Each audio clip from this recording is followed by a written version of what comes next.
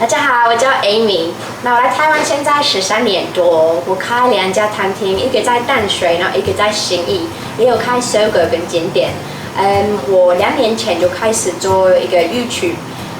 我做 YouTube 就是因为我自己也很喜欢拍片哦，然后我也很喜欢就是煮东西，所以我就是开一个 YouTube。那我也希望大家喜欢今天的影片。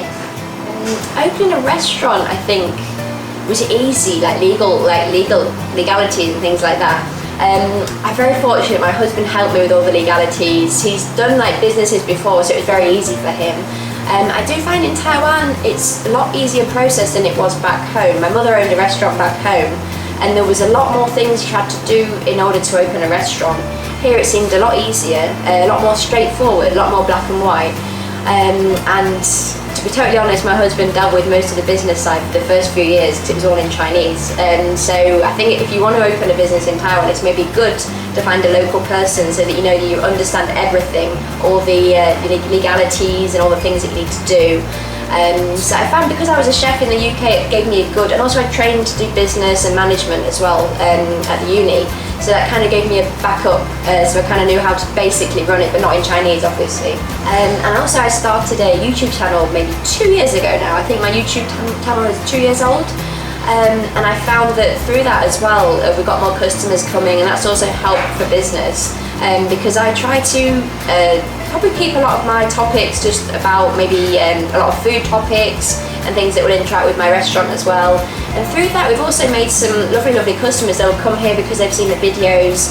And also I just think it's nice to actually meet the people that watch the videos and get to know your customers well. And one thing I love about Taiwan is the friendliness of the customers. Not that English customers aren't friendly, but I find Taiwanese customers are also very honest. And maybe as I was a chef in England, some customers maybe just wouldn't come back, and you'd ask them, is it okay?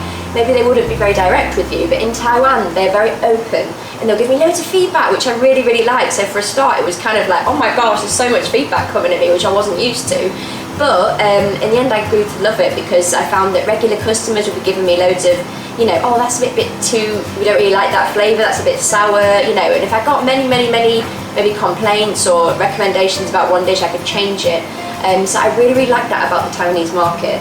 And also I just found that, yeah, it's very easy to get to know your customers, and I just find them very friendly and very open. So like I said, we tried to keep all our recipes here at British Shake really traditional.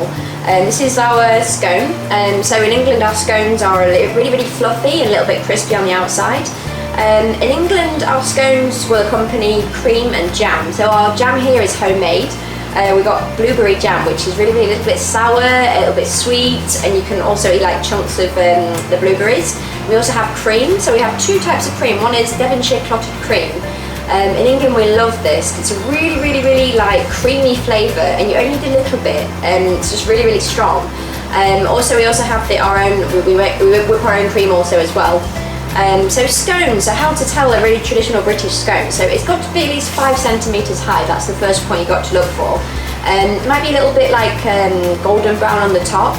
I find there's a lot of people that sell American scones in Taiwan, and American scones are wonderful, but the difference is maybe they're like a triangle shape, and also they're a little bit more crunchy on the outside, not as soft on the inside.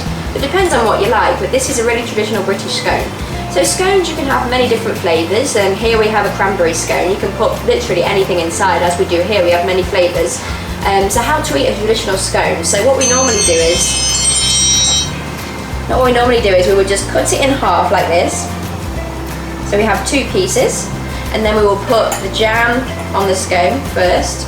It depends on where you're from in the UK. Some people in the UK like to put the cream first, then the jam. There's a big fight about that. But for me it doesn't really matter, it all goes into your mouth, I think. So we first put the jam on, and then we'll put the cream on top.